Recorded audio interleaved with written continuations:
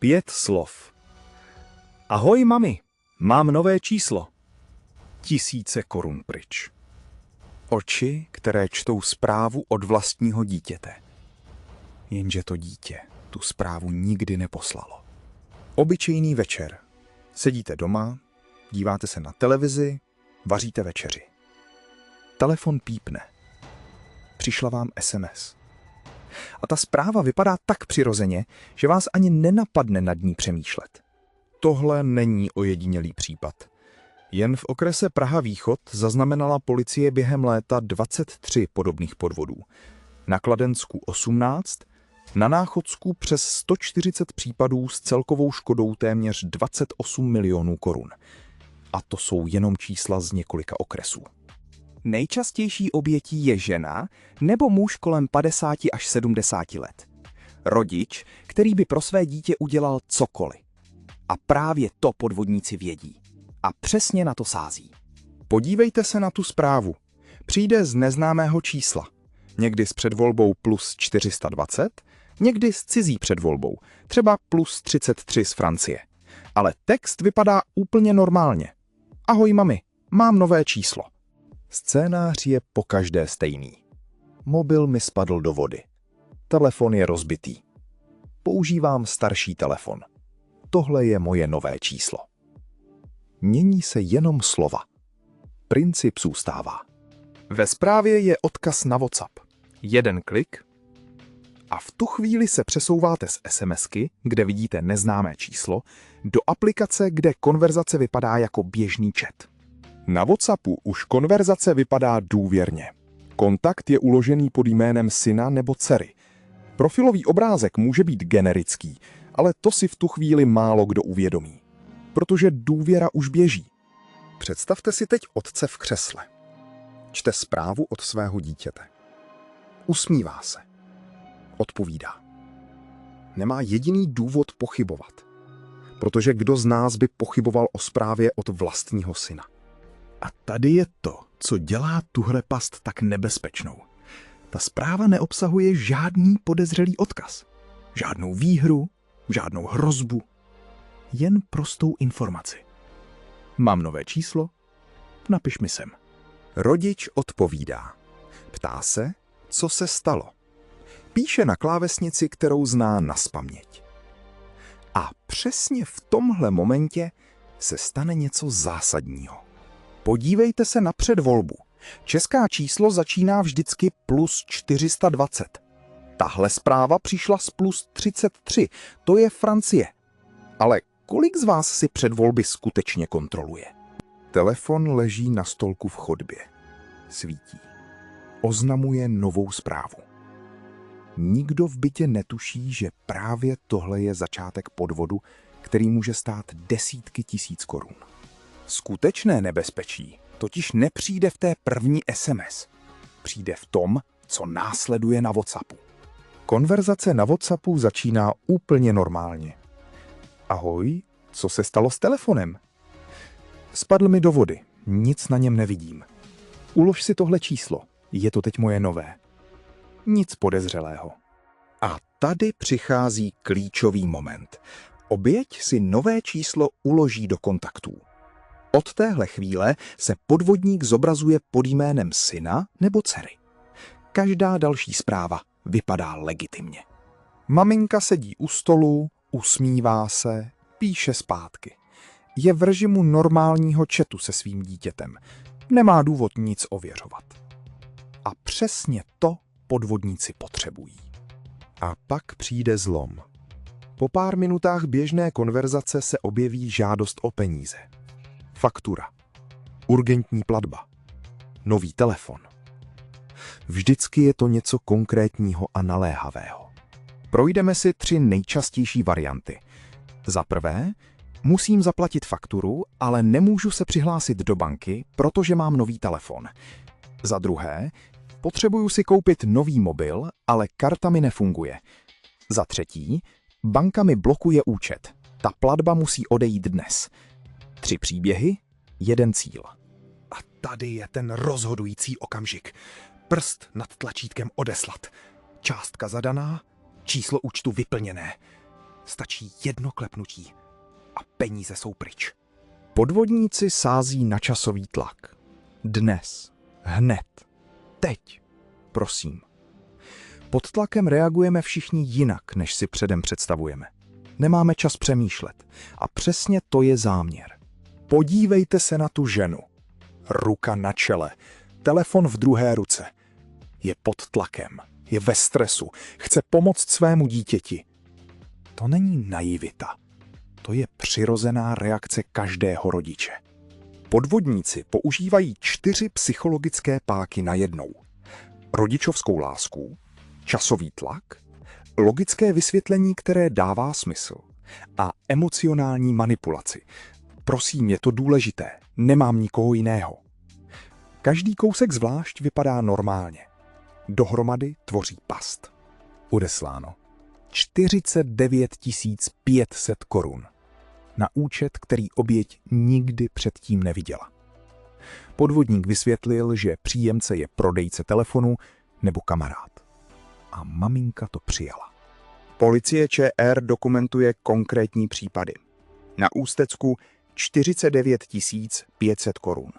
Na Děčínsku 123 000.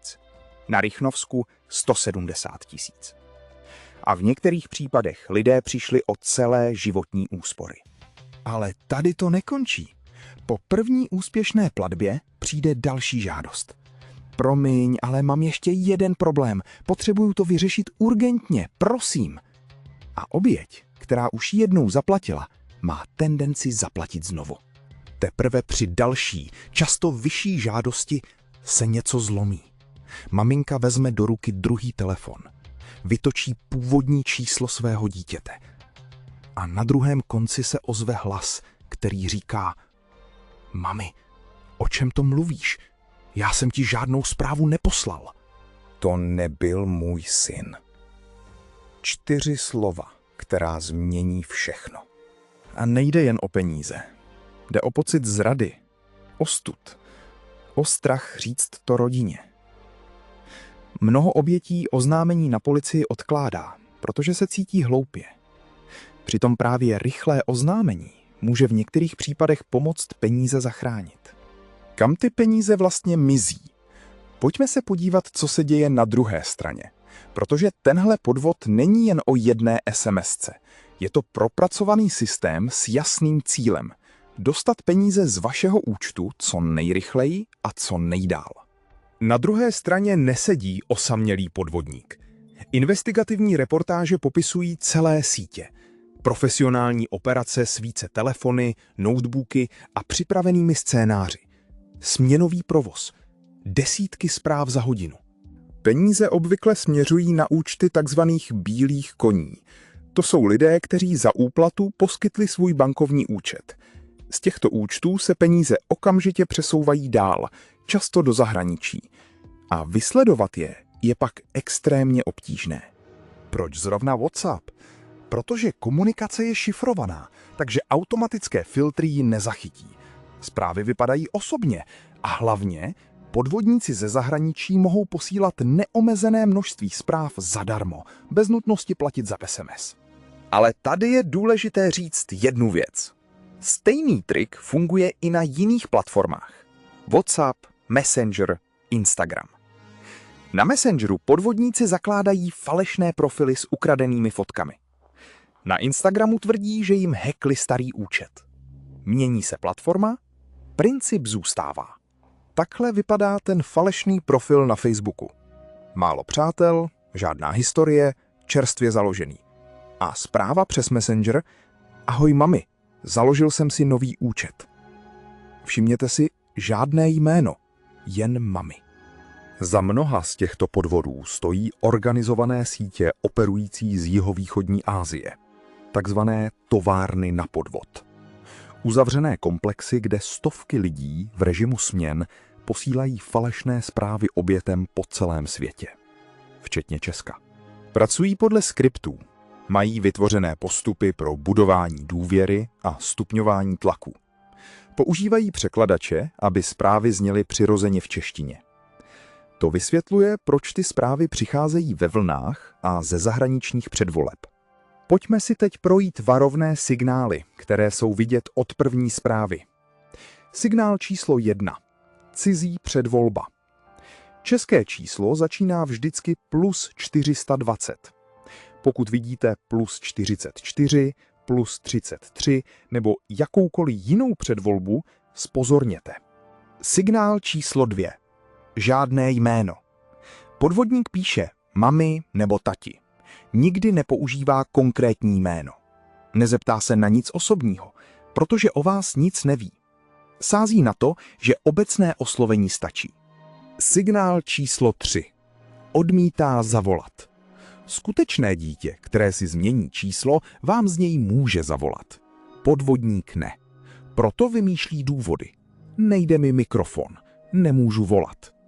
Protože by ho oběť poznala podle hlasu. Signál číslo 4. Všechno moc rychle. Podívejte se na ten časový průběh. V 6 večer, ahoj mami. V 6:05, spadl mi telefon. V 6:20, potřebuju zaplatit fakturu. V 6:45, můžeš to poslat hned? Méně než hodina od první zprávy k žádosti o peníze. Signál číslo 5. Cizí účet. Podvodník pošle číslo účtu, které neznáte. Vysvětlí to tím, že příjemce je prodejce nebo firma. Skutečné dítě by vám s největší pravděpodobností poslalo vlastní účet, který byste poznali. Tahle past se liší od klasického phishingu nebo falešného bankéře. U phishingu přijde odkaz na falešnou stránku banky. U falešného bankéře zavolá někdo cizí. Tady se někdo vydává za vaše vlastní dítě. A právě proto běžné obranné mechanismy nefungují.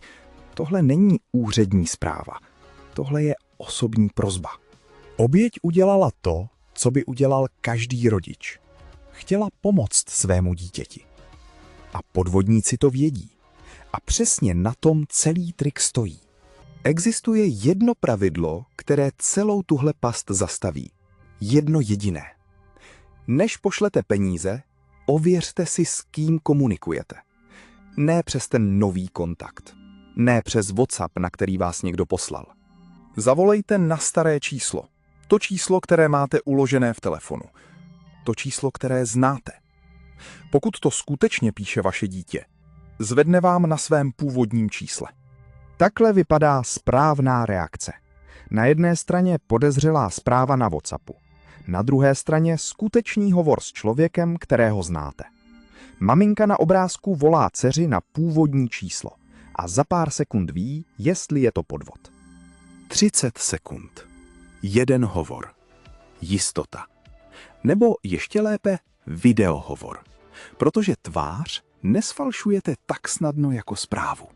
A pokud se nedovoláte, položte kontrolní otázku. Něco, co ví jen vaše skutečné dítě. Jak se jmenoval ten křeček, co jsi měl v první třídě? Kam jsme jeli loni na dovolenou? Podvodník na takovou otázku odpovědět nedokáže. Promluvte o tomhle podvodu se svými rodiči, prarodiči, staršími příbuznými. Domluvte si v rodině jednoduché pravidlo. Pokud si kdokoliv změní číslo, zavolá z toho nového čísla a potvrdí to hlasem. Ne SMS, ne WhatsApp. Hlas. A zkontrolujte si nastavení WhatsAppu. Můžete si zapnout stišení hovorů od neznámých čísel, blokovat podezřelé kontakty nebo zakázat, aby vás cizí lidé přidávali do skupin. Základní pravidlo zní: neposílejte, ověřte. Žádná legitimní situace nevyžaduje, abyste bez ověření poslali desítky tisíc korun na účet, který neznáte. Pokud někdo odmítá ověření, to je nejsilnější varovný signál ze všech. A co dělat, když už jste peníze poslali? Krok 1. Okamžitě zavolejte své bance na klientskou linku. Čím dříve to uděláte, tím větší je šance, že banka převod zachytí, než peníze opustí váš účet. Krok 2. Oznamte to policii. Připravte si screenshoty konverzace, číslo účtu, kam jste peníze poslali, přesnou částku a čas transakce. Tyto informace jsou pro vyšetřování klíčové. Krok 3. Zablokujte podvodný kontakt na WhatsAppu a nahlaste ho přímo v aplikaci. Tím pomůžete i dalším lidem, protože WhatsApp může to číslo zablokovat pro všechny uživatele. Celá obrana proti téhle pasti se dá shrnout jednoduše. Přijde zpráva s novým číslem? Nezareagujte na ní. Zavolejte na staré číslo. Položte kontrolní otázku. Tahle jednoduchá obrana funguje pokaždé. Představte si, že jdete po ulici. Telefon zavibruje v kapse. Podíváte se na displej. A tentokrát se zastavíte. Ne proto, že jste podezřívaví, ale proto, že víte, jak tenhle podvod funguje. Teď už víte. Víte, jak tahle zpráva vypadá. Víte, co následuje. Víte, kam peníze mizí. A víte, že stačí 30 sekund a jeden telefonát, abyste se ochránili.